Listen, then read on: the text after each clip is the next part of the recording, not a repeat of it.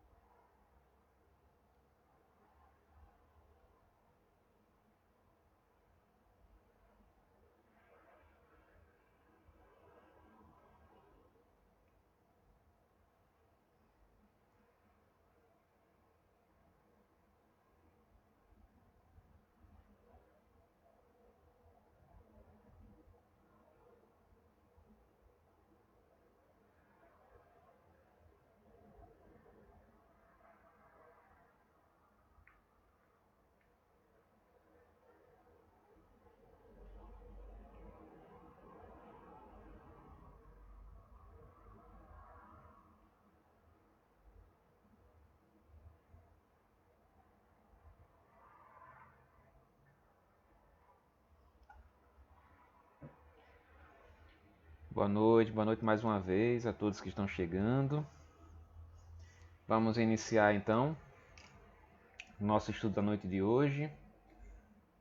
Começando como a gente sempre faz, né, com a nossa prece inicial, né? Vamos fechar os nossos olhos, vamos elevar o nosso pensamento ao alto e dizer assim: obrigado, Senhor, por mais esta oportunidade de estarmos aqui para que nós possamos absorver todos os ensinamentos que nos são dados por esses maravilhosos livros que são escritos pelos espíritos de luz, pelos espíritos que tentam fazer com que nós aprendamos as lições necessárias para compreender o que é que se passa nesta nossa vida de encarnados, assim como também o que irá se passar na nossa vida enquanto desencarnados. Obrigado, Senhor, por mais um dia, esse dia de lutas, trabalhos, vitórias, horas difíceis e angústias passageiras. Obrigado, ó Pai amado, e esperamos que essa noite seja a noite coroada de bênçãos, de paz, de amor, de fé e de esperança. E que possamos, Senhor, ao término desse estudo, estar mais aliviados, estar mais cientes, estar mais cientes mesmo de que a nossa vida, que olhando para trás, olhando para esse dia que se passou, as nossas bênçãos foram muito maiores do que as nossas dores. Obrigado, que assim seja. Perdoa pelos momentos em que fraquejamos, pelos momentos em que deixamos que os nossos medos fossem maiores do que a nossa fé. Que assim seja, e com esta oração te pedimos permissão ao Pai por dar por iniciado o estudo da noite de hoje, com muita paz, com muito amor, que assim seja. Bom, boa noite mais uma vez a todos os participantes. Vamos iniciar aqui hoje com o capítulo 1º, né? Como eu falei para vocês, o capítulo 1º e mais uma parte do 2º, né?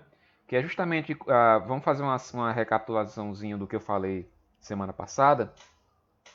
Esse livro ele trata basicamente sobre a influência dos espíritos, das obsessões propriamente ditas, nas questões mentais do ser humano, nos problemas mentais do ser humano, nas psicopatologias, né?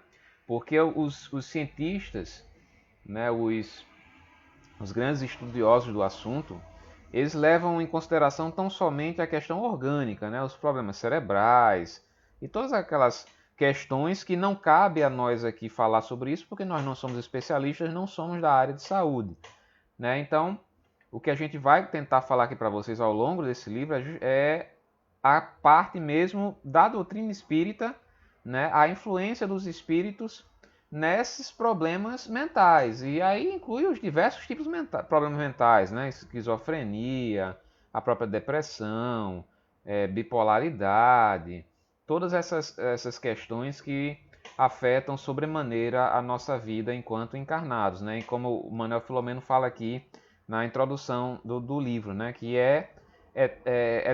a questão mental, né, dos problemas das psicopatologias é tão pandemia quanto a questão, por exemplo, do coronavírus, né?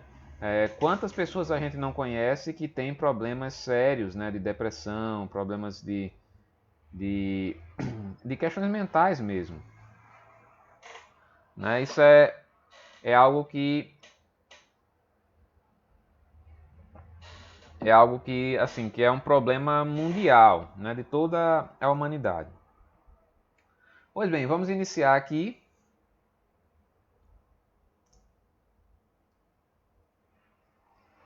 E a narração de Manuel Filomeno de Miranda, né? Quando a desencarnação me tomou o corpo, encontrava-me profundamente interessado em estudar a excelência da terapêutica desobsessiva, recuperadora, dirigida a espíritos profundamente enfermos que se renovavam e acompanhar complexos problemas da loucura que defluíam de conúbios obsessivos de longo curso, cujas origens remontavam a reencarnações anteriores, quando se instalaram as matrizes da justa infeliz. Então, o interessante é que aliás, a obra de Manuel Filomeno de Miranda, ela cerca de 80% dela é baseada na obsessão. Né? Então, ele estudou profundamente a questão da obsessão nas suas mais variadas hipóteses. Né? Tanto é que os livros de Manuel Filomeno de Miranda têm basicamente esse nome, né? Loucura e Obsessão, Sexo e Obsessão, Trilhas da Obsessão, Painéis da Obsessão. Né? É tudo voltado para essa questão. Né? E esse livro específico é sobre as questões mentais e a influência da obsessão nas questões mentais. Então ele diz o seguinte, que eu não me recordo assim, se a desencarnação dele, no momento em que ele acordou no mundo espiritual, foi como aconteceu com André Luiz, né? Que ele passou aquele período de perturbação. Né? Mas ele diz aqui que assim que tomou ciência, né, do seu estado atual de desencarnação, do seu estado de desencarnado, ele ficou extremamente interessado em estudar a questão da obsessão, né, e a influência dos espíritos nos seres humanos encarnados. Né? Pois bem, com a doutrina espírita, eu aprendera que a revelação da verdade é sempre gradativa e que, de período em período, missionários do amor e da sabedoria se reencarnam com o objetivo de promover o progresso cultural, científico, social e especialmente religioso dos homens, procurando libertá-los das amarras com a retaguarda, com a ignorância. Isso é uma coisa bem interessante, que a doutrina espírita, isso faz parte mesmo da doutrina, né? Nada é dado de forma abrupta para o ser humano, nenhum tipo de informação. Deus, na sua infinita sabedoria, né, ele faz com que as informações, as revelações cheguem até nós de forma paulatina. Né? Chega, como por exemplo, na época de Jesus. Certamente, as criaturas que ali viviam naquela época, né, os seres humanos encarnados daquela época, jamais iriam compreender se Jesus falasse com uma linguagem que, por exemplo, foi utilizada pelos espíritos na doutrina espírita, né? Sobre reencarnação, sobre ciência, sobre fluidos cósmicos, sobre vida em outros planetas. Certamente aquelas criaturas ali, aquelas pessoas ali não iriam compreender. Então as revelações, elas são dadas de acordo com a evolução espiritual de cada ser humano, né? No caso de cada povo, né? De cada planeta. Então a gente tem até agora, obviamente que a gente não tem muitas respostas, né? A doutrina espírita ela traz várias respostas, mas ela não traz todas, né? Não traz todas. Mas por que ela não traz todas? Porque nós ainda não temos a condição mental e espiritual de compreender todas as revelações de tudo o que acontece, né, no mundo, no universo como um todo, né? Inclusive, no próprio Livro dos Espíritos tem umas questões em que, respondidas às perguntas de Allan Kardec, os Espíritos falam assim, pobreza da linguagem dos homens.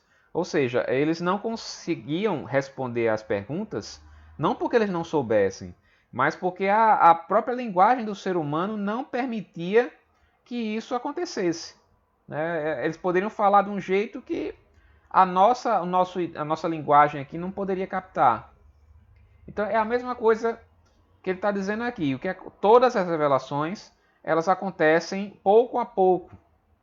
E principalmente isso considerando a humanidade como um todo, mas também considerando o indivíduo, né? Por exemplo, até na questão da lembranças do passado, quando a gente desencarna e chega no mundo espiritual e sai daquele estado de perturbação e começa a tomar um pouco mais ciência de si mesmo, a gente não fica sabendo de tudo que aconteceu nas nossas vidas anteriores de uma hora para outra. A gente vai saber, mas de acordo com a necessidade. Se houver necessidade daquela informação ser passada para nós, se aquilo puder ser útil de alguma forma, ela vai ser passada. Se não, não vai ser. Por exemplo, muitas vezes nós não podemos ter cometido certas atrocidades no passado que não é muito interessante de nós sabermos, porque isso poderia ficar martelando em nossa mente de uma forma que poderia, inclusive, fazer com que nós desviemos do caminho certo, né? Do caminho da evolução. Então, assim, é tudo muito perfeito na teia divina, na rede, né, de informações divina. Então, só vai chegar até nós aquilo que nós estejamos preparados para receber, né? E então, assim, até mesmo o progresso cultural e científico e social, que é inspirado muitas vezes por espíritos de luz, né, aos encarnados, essas informações só vão sendo dadas aos poucos, né? Então não adianta nós queremos saber tudo, conhecer tudo, porque nós não temos condições e essas informações não vão nos ser dadas assim. Embora esse conhecimento constatava que, não obstante as sábias diretrizes da revelação espírita, permanecem as práticas primitivas de muitos cultos, alguns extravagantes, outros semibárbaros e mais outros ainda envoltos em mistérios, em pleno período de glórias da ciência e da tecnologia. Então, como eu falei lá na introdução, na semana passada, esse livro ele também trata um pouco de desmistificar a questão das religiões que ainda praticam certos rituais, né, que o autor aqui fala em práticas primitivas, né, que existem milhares e milhares de religiões, né, de cultos, né, religiosos que ainda utilizam práticas primitivas, né? E ele vai tratar justamente no decorrer do livro de desmistificar isso, que nós não enxerguemos essas práticas com preconceito. As práticas podem até ser primitivas, mas não necessariamente as criaturas que participam daquelas práticas são espíritos primitivos, né? Então, o autor, pelo menos nessa primeira parte do livro, ele vai tratar sobre isso, né? com muita cautela, né, com muito cuidado, para que não haja, assim, digamos, um desmerecimento, né, dessas práticas, né? O livro, ele, de modo algum, ele relega essas práticas religiosas dos seres humanos, né? A um segundo plano, como se fosse uma coisa do mal, uma coisa de ignorância. Né? Não, pelo contrário. Ele vai tentar encaixar essas práticas e essas religiões, digamos assim, de acordo com a evolução espiritual de cada grupo que participa daquela prática, de acordo com as necessidades de cada grupo. Assim como nós temos as necessidades, todos nós temos necessidades distintas nas nossas vidas materiais mesmo. Né? Alguns sentem necessidade de beber muita água o dia inteiro, outros não. Alguns sentem necessidade, apesar de que beber água pelo menos 2 a 3 litros por dia é saudável, né? Alguns sentem necessidade de dormir 8, 10 horas por dia. Outras pessoas, como eu, por exemplo, que dorme 6 horas por noite e já é o suficiente, né? Então isso varia de indivíduo para indivíduo. Assim considerando os determinados grupos que a humanidade encarnada nesse mundo e os desencarnados também que aqui povoam, eles formam grupos, alguns enormes, outros não, e que têm necessidades específicas, né? E essas necessidades específicas são preenchidas com coisas que são adequadas àquelas necessidades, né? Então ele diz aqui que, apesar de toda a revelação da doutrina espírita, né, que ainda, né, pela que nós conhecemos da humanidade, ainda está muito restrita, principalmente da forma como nós conhecemos, ainda está muito restrita ao Brasil, né, a diversos outros países, a grande maioria dos outros países, ainda não tem acesso às revelações da doutrina espírita. Não que a doutrina espírita, mais uma vez dizendo, seja a grande religião de todas, muito pelo contrário, o espiritismo não é a religião do futuro, mas o futuro das religiões, ou seja, o que é necessário dessas criaturas absorverem é princípios básicos, como reencarnação, como incalibilidade dos espíritos, a unicidade do Criador, né? Só existe um Criador. Esses princípios eles vão ser absorvidos pouco a pouco pelas outras criaturas. Mas, mesmo com essas revelações, ainda permanecem determinados cultos com práticas ainda rituais considerados primitivos. Né? Então ele vai tentar desmistificar um pouco e estudar um pouco sobre isso aqui. E inicia justamente nesse capítulo. Ele não fala sobre tudo nesse capítulo, obviamente, vai ser no decorrer do livro, mas tem-se uma ideia aqui no início do que o livro vai abordar. Assim, não me furtei a realizar investigações in loco, ou seja, observando mesmo, né? Em variadas escolas de fé religiosa, convicto de que é fora da caridade que não há salvação, conforme prescrever Allan Kardec, e não através da forma da crença ou do culto a que se aferra o indivíduo. Ou seja, isso aqui é muito interessante. A própria doutrina diz o seguinte, lá no tópico, lá no Evangelho segundo o Espiritismo, fora da caridade não há salvação. Ele não fala fora da igreja não há salvação, fora da ciência não há salvação, fora de determinado culto não há salvação, fora de determinada prática religiosa não há salvação. Nada disso.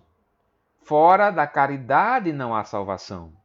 Ou seja, em qualquer lugar, em qualquer prática religiosa, onde houver caridade, ou seja, amor, né? Porque a caridade muitas vezes é utilizada como sinônimo de amor, fraternidade, né? E todas as outras virtudes.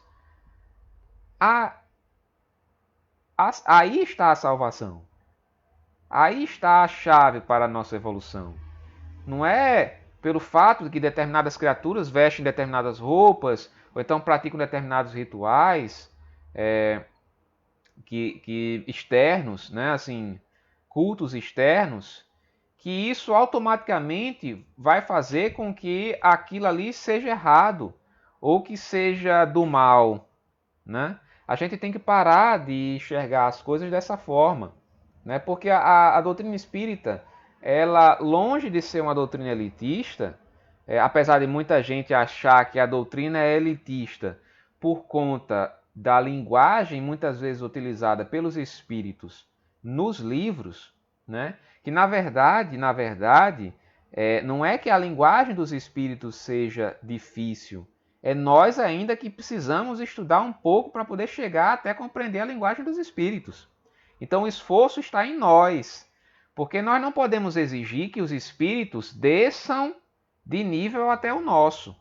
Nós é que temos que crescer até o nível dos espíritos de luz. Então, se um livro espírita é difícil de entender, aí onde está o merecimento de nós nos esforçarmos para compreender aquilo que está sendo ensinado ali. Ah, as palavras são difíceis. Pega um dicionário e leia o livro com o dicionário de lado. Não adianta querer que a linguagem seja muito rasteira, porque não vai ser. A não ser em algumas mensagens, livros de autoajuda, livros de incentivo. Realmente tem uma linguagem mais simples, mas os livros mais técnicos da doutrina, eles têm uma linguagem rebuscada. Mas cabe a nós chegarmos até o nível deles, e não eles descerem ao nosso nível. Então, a doutrina, a doutrina espírita é uma questão muito, ela é muito inclusiva. Né? Ela não exclui nenhum tipo de prática religiosa, desde que essa prática religiosa seja voltada para o bem, seja voltada para a caridade. Então a gente não pode se achar elite. Né? Porque a doutrina tem a ciência misturada com a religião e a filosofia, portanto nós somos superiores. Nós não somos. Nós não somos. Tem tantos espíritos de luz que trabalham, que auxiliam em determinados cultos religiosos, que aos nossos olhos seriam cultos primitivos, mas eles estão lá, né, iluminando aquele local, iluminando aquela prática. Né? Então, assim, vamos parar com esse preconceito bobo. Né? Qual é o grande norte? É verificarmos as boas obras. Se naquele local, naquele grupo de pessoas, naquela prática religiosa tiver boas obras, certamente Deus ali está. E certamente aquela prática religiosa está de acordo com as necessidades das criaturas que estão ali, conduzindo-as a um caminho de evolução. Surgiu uma excelente ocasião para seguir Dr. Bezerra de Menezes e participar por algum tempo de atividade socorrista, tendo em vista o drama de um jovem portador de esquizofrenia, cuja mãezinha era possuidora de expressivos títulos de merecimento. Né? Então já começa com o primeiro caso, um caso de esquizofrenia. E o caso desse jovem, a mãe já não tinha mais a quem recorrer, já tinha frequentado diversas clínicas, diversos psiquiatras, e ainda não tinha conseguido nenhum tipo de solução. Aí até o momento em que alguém indicou, olha, tem um rapaz ali que faz uns trabalhos espirituais, né, que ele pode auxiliar o seu filho. Né? Ela relutou muito, né, em comparecer, mas terminou cedendo. Né? E aqui eu coloquei uma frase aqui de Dr. Bezerra, né? O amor vencerá sempre, e por isso a dor será motivada a desaparecer de nosso ainda atribulado caminho. Né? Só para ilustrar a sabedoria do Dr. Bezerra. Pois bem, de formação católica, a senhora Catarina Viana, após a desencarnação do esposo Empédocles, vira o filho Carlos mergulhar lentamente em aparentes... Aliás, Empédocles, né? Os livros de André Luiz são recheados, Manuel Bezerra também, Manuel Filomeno Miranda também, são recheados desses livros, desses nomes diferentes, né? É porque normalmente eles trocam os nomes, né? Eles contam histórias que aconteceram de verdade, mas os nomes são trocados. Vira o filho mergulhar lentamente em aparente processo de psicose maníaco-depressiva, que se foi agravando com o tempo até cair numa terrível situação diagnosticada como catatonia, após vividas diversas fases de desequilíbrio mental, sem que os cuidadosos tratamentos psiquiátricos, com constantes internações hospitalares, houvessem conseguido solucionar ou pelo menos amenizar-lhe a situação. Então, catatonia, eu trouxe aqui a definição para vocês, é uma psicopatologia, é um tipo de esquizofrenia caracterizada por períodos de passividade alternados a momentos de excitação extrema. E os momentos de passividade são extremos. A pessoa realmente fica num estado inerte, praticamente, e fica alternando. Pois bem, então o filho dela, Carlos, já se encontrava nessa situação, mesmo depois de diversas internações, de diversas buscas e tratamentos psiquiátricos. Quando os recursos médicos nada mais podiam propiciar de favorável ao moço, já com evidentes sinais de cansaço, pessoas amigas insistiram com a senhora para que buscasse socorro espiritual, mediante consulta a um cavalheiro muito conhecido na comunidade, em razão de trabalhos de libertação mediúnica a que se dedicava, utilizando-se de práticas estranhas e resultados positivos. Ele faz questão de dizer que são práticas estranhas. Estranhas talvez para ele, Manuel Filomeno de Miranda, assim como estranhas também para nós que não frequentamos isso, mas não para aqueles que estão habituados. Mas ele faz a ressalva aqui, práticas estranhas, mas resultados positivos. Então a mãe de Carlos foi convencida a ir a esse local porque assim não tinha mais a quem recorrer nas questões materiais. Faltou-lhe buscar as questões espirituais. E nesse caso específico aqui, ela foi frequentar uma casa, levou o filho a uma determinada casa, onde tinha esse medianeiro, que realizava esses trabalhos mediúnicos com umas práticas bem peculiares. Aí eles chegaram lá, e foram para lá, inclusive a equipe de Manuel Filomeno de Miranda, com o Dr. Bezerra de Menezes também acompanhando, e mais uma equipe enorme. E ele chega lá na casa e começou a descrever aquilo que ele estava encontrando. A casa modesta, para onde nos dirigimos, transpirava a agitação em ambos os planos da vida. Espíritos vadios se aglomeravam nas imediações, bulhentos e ociosos. Bulhentos é barulhentos, é a mesma coisa. Enquanto outros, em grupos de pequeno número, demonstravam os propósitos malfazejos, inconciliábulos a meia voz, exteriorizando a animosidade de que se faziam portadores. Odores de incenso e vela misturavam-se aos de ervas aromáticas, que ardiam em vários recipientes com brasa, espalhados pelos diferentes cômodos. Uma coisa que chama a atenção aqui é que ele fala que espíritos se aglomeravam, inclusive espíritos barulhentos e ociosos e espíritos também malfazejos. Esses tipos de espíritos, eles se encontram em qualquer lugar onde tenha um culto religioso. E no caso aqui ele fala das imediações, ou seja, ao redor do lugar. Assim como qualquer caso da doutrina espírita, de Allan Kardec mesmo, do espiritismo, os espíritos malfazejos e ociosos, zombeteiros e outras categorias semelhantes, eles ficam ali ao redor, enfim, de certa forma, muitas vezes, às vezes tentando destruir os trabalhos, alguma coisa assim. Isso é natural. Isso não é privilégio, digamos assim, de nenhuma casa espírita, nenhuma casa que faça trabalhos espirituais. Eles estão por todo lugar. A questão é se dentro do local de trabalho a energia ela é boa ou ela é deletéria. Isso aí é que tem que ser visto. Depende também das intenções daqueles que frequentam determinadas casas, determinados cultos. Então, tudo está na intenção das pessoas. Não vamos confundir, achar que tudo é uma coisa só. Tudo é bom ou tudo é ruim. Nem sempre.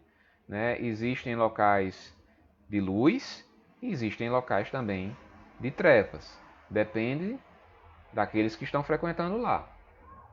Então ele faz essa simples descrição aqui sobre que era uma casa modesta, que tinha velas, que tinha incensos.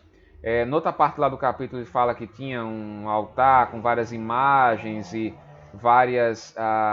tinha bandeirolas, como se fossem bandeirolas... ele fala em bandeirolas, eu não sei se seria bandeirolas de São João, aquelas coloridas, mas ele fala que tinha uns cordões pendurados com várias bandeirinhas, né? Um local bastante enfeitado, né? Nesse momento, procedente do interior doméstico, surgiu um cavalheiro de pouco mais de 40 anos, visivelmente mediunizado, que convidou alguns circunstantes a que passassem à sala contígua, onde já se encontravam outros convidados e membros do grupo. Percebi que estes últimos, como o senhor em transe, trajavam bata e calças brancas, tanto quanto as senhoras vestiam-se de trajes alvinitentes, né, brancos também, sobre os quais se notavam colares de várias cores, né? Então, assim, ele praticamente descreveu, né, um local onde havia um culto afro-brasileiro, né? E o senhor que entrou, ele estava visivelmente mediunizado, ou seja, ele estava sob a influência de um espírito, certo? Enquanto as outras pessoas ficavam ali ao redor e com as suas vestimentas características, com seus adornos característicos, né? Enfim, estava ali se iniciando aquela reunião ali daquela prática ritualista daquele local espiritual, né? Aquele local de culto religioso. Diversos médiuns começaram então a entrar em transe em face do ambiente saturado pelas vibrações rítmicas. Porque ele diz aqui, um parágrafo um pouco antes, que começaram a tocar os tambores e cantarem aquelas músicas, né, e aquelas danças, né, e de repente vários médiuns começaram a entrar em transe, né, em face do ambiente, em face daquelas daquelas vibrações do tambor, da música, né. Observei que expressivo número de participantes, em razão dos fatores ali propelentes e condicionadores, experimentavam o fenômeno anímico da sugestão que os dominava, descontrolando-se alguns em crises de natureza vária, atendido pelo chefe do grupo e por outros auxiliares que se mantinham lúcidos e apostos para tanto. Ele fala aqui sobre o animismo. O que é o animismo para a doutrina espírita? Né? Ele fala aqui que alguns dos médiuns entraram em transe, só que muitos desses transes tinham um fator anímico. Né? Não era a mediunidade em si. Né? Então aqui na próxima tela, eu trouxe basicamente para vocês a questão do animismo na codificação espírita. Né, para um conceito para a gente aprender aí. São fenômenos naturais, isso está no livro dos médiuns, né, lá no parte do capítulo 14, item 159. São fenômenos naturais do psiquismo humano, classificados pela doutrina espírita em duas categorias básicas, os mediúnicos e os anímicos. Os primeiros, os mediúnicos, são intermediados pelos médiuns. Médium é toda pessoa que sente, num grau qualquer, a influência dos espíritos. Então, o médium, ele age, né, no caso, quando dá passividade, ou enfim, estabelece a questão da psicofonia, da psicografia, e tantos outros tipos de mediunidade, é um espírito que está agindo através do médium, né, o médium como instrumento. O segundo, que é o animismo, são mais propriamente denominados de emancipação da alma pela codificação espírita, são produzidos pelo próprio espírito encarnado. Ou seja, pode haver sim vamos usar entre aspas, né, uma psicofonia, uma psicografia, em que não há espírito. Há apenas ali o espírito externo, há apenas o espírito do médium. Ou seja, não é mediunidade propriamente dita.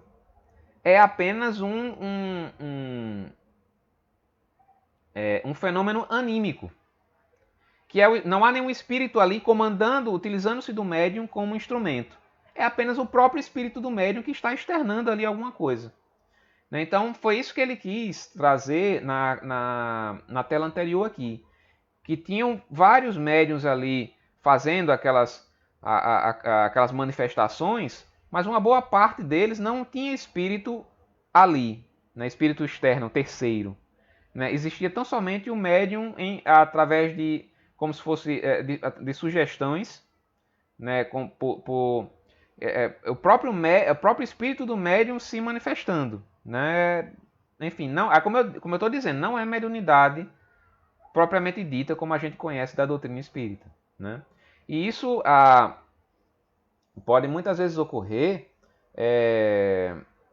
de que um livro seja psicografado, dito por psicografado, mas muitas vezes não foi psicografado. Foi apenas o escritor, o médium, o espírito encarnado, a própria pessoa mesmo que escreveu e achou, no seu entender, que era um espírito que estava lhe ditando o livro, mas na verdade era ele mesmo que estava escrevendo. Né? Assim como as falas também que podem ocorrer, determinados discursos que são atribuídos a espíritos, e muitas vezes não são espíritos, é apenas o próprio espírito do médium. Não são espíritos terceiros, é apenas o próprio espírito do médium. Então, assim, a gente tem que... Muitas vezes não é muito fácil de você distinguir ao vivo quando você vê digamos, uma incorporação, um fenômeno mediúnico, assim, que você tenha alguns tipos de fenômenos. Não é tão fácil você identificar se é animismo ou se não é.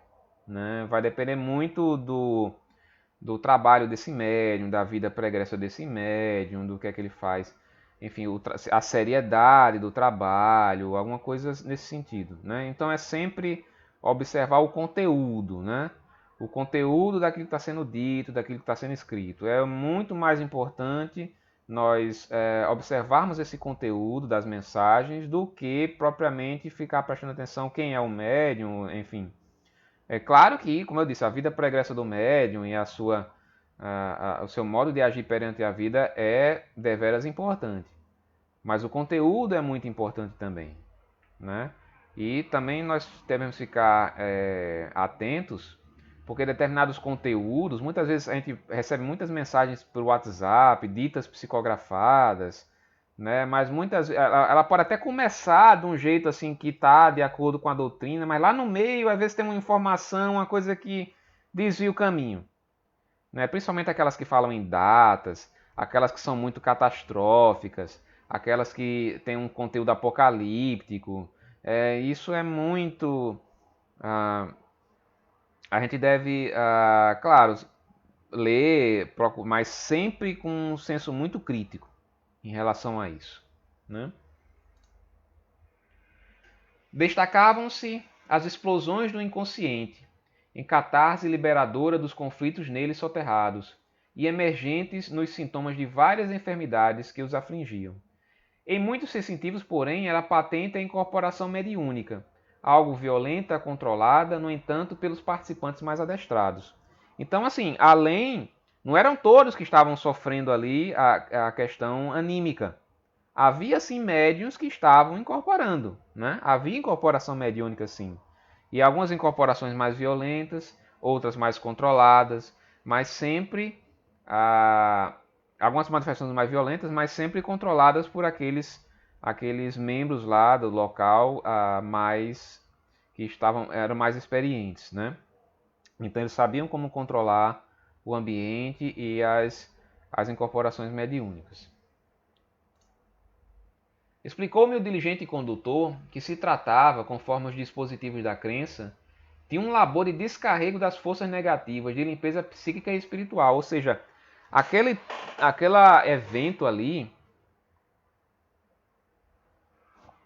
de transe, né, em que as pessoas ficavam lá se debatendo, que isso não ocorre não somente nos cultos afro-brasileiros, mas também em várias igrejas evangélicas, que a gente observa que tem também esse tipo de de histeria coletiva, assim, né, que as pessoas ficam debatendo, certamente acontece nesses locais a mesma coisa que acontece aqui no culto afro-brasileiro que está sendo narrado aqui no livro. Né? Vários ali, é incorporação mesmo, mediúnica, né? E pela falta de experiência, né, na questão, há um certo descontrole, assim como há também a questão anímica de que vários outros acham que estão sob a influência do espírito, mas na verdade não estão. Né? Então não é uma coisa exclusiva disso aqui. Determinadas igrejas evangélicas também têm. Né? Então, ele diz aqui que aquele tipo de situação ali, a Dr. Bezerra falou que era como se fosse um descarrego mesmo das energias espirituais, é como se estivesse fazendo uma limpeza, né? Para aquelas pessoas ali, era como se estivesse fazendo realmente uma limpeza das forças negativas, né? Aí ele diz o seguinte, que é justamente o que eu falei lá no início, sobre a questão dos nossos preconceitos em relação a esses cultos.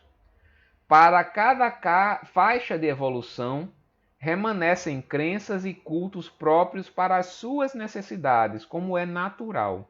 A escala das variações é ampla em relação aos grupos e aos indivíduos, os quais jamais se encontram ao desamparo. Isso aqui é primordial para a gente compreender. Né? Justamente eu falei um pouquinho lá no início, mas eu vou repetir aqui. Cada grupo de ser humano tem uma necessidade diferente. E a necessidade dessas pessoas que frequentam esses determinados locais é aquela. É de passar por aqueles rituais, enfim, elas se identificam com aquilo. Né?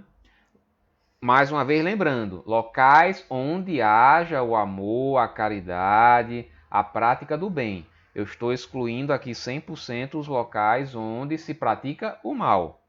Né? Então, se há necessidade de ter esses determinados rituais, essas determinadas crenças para um grupo de pessoas, por que não? Deus não iria permitir que isso acontecesse. Porque o que é que adiantava nós chegarmos, por exemplo, com questões extremamente intrincadas e complexas da doutrina espírita para pessoas que não vão conseguir absorver tanto isso, né? Não estou colocando aqui a doutrina espírita como elitista, né? Repito. Mas é que para essas pessoas, assim como para os apóstolos de Jesus lá naquela época, ele precisou utilizar uma linguagem figurada, precisou utilizar uma linguagem de metáforas, né, de parábolas para poder fazer com que eles compreendessem. Aqui é a mesma coisa. Determinadas práticas, determinados rituais são necessários para a faixa de evolução daquelas criaturas, né? Assim como os rituais da Igreja Católica para os católicos, os rituais da fé islâmica para os islâmicos, os rituais das religiões orientais para os orientais.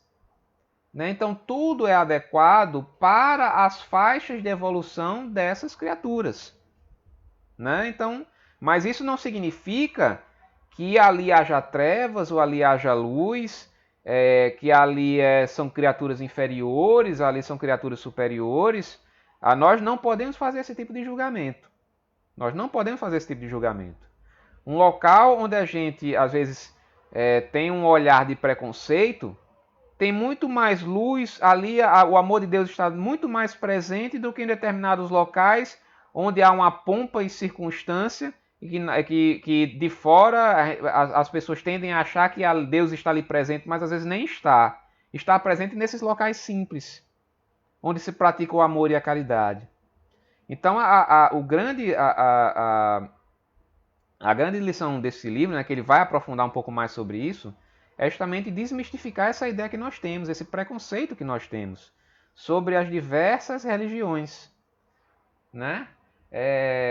Mas ele diz aqui, todos os grupos não se encontram no desamparo, todos têm o amor de Deus ali presente, assim, pelo menos o auxílio divino está ali presente, a fazer com que aquelas criaturas consigam evoluir espiritualmente com aquelas fórmulas, aquelas situações, aqueles rituais, aquelas crenças que ali eles se identificam. Né? Então o amor de Deus ele é uma coisa infinitamente gigantesca. Então ele acolhe a todos os seus filhos e dando os remédios necessários para cada doença, dando os auxílios de acordo com cada necessidade. Então nada acontece sem a permissão divina. Isso é uma coisa que nós muitas vezes achamos que determinadas coisas existem no mundo, mas não deveriam existir. Ora, quem somos nós para criticarmos a sabedoria divina de permitir ou não que algo aconteça no mundo? Né? A gente tem que se recolher a nossa insignificância. Né? Então, assim, se há necessidade dessas criaturas estarem presentes nesses locais com esses rituais, para que elas possam crescer espiritualmente, por que não? Né? Por que não? Bom, gente, então assim, nós chegamos aqui ao fim da nossa explanação de hoje. Porque, como eu disse a vocês, aqui eu misturei um pouco do capítulo 1 com mais ou menos a metade do capítulo 2. Né? Porque o capítulo 2 era muito longo, então se eu continuasse nele, a gente iria passar pelo menos mais uns 20 ou 30 minutos aqui. Então, vou parar por aqui, né? E vou deixar para a próxima semana para a gente continuar o capítulo 2. Aí a gente encerra o capítulo 2 e na semana seguinte a gente inicia o capítulo 3, né? Ou dependendo da situação, se os capítulos forem muito longos ou curtos, eu vou adequar para que não fique também muito longo, a gente não passe dos 40, 50 minutos aqui. Tá certo? Porque senão fica uma coisa muito enfadonha. Tá certo? Então, assim, é basicamente isso por hoje. Eu agradeço novamente a vocês por estarem aqui presentes. Espero que tenha sido esclarecedor de alguma forma. E vamos daqui a pouco fazer a nossa prece final para encerrar o nosso estudo de hoje, né?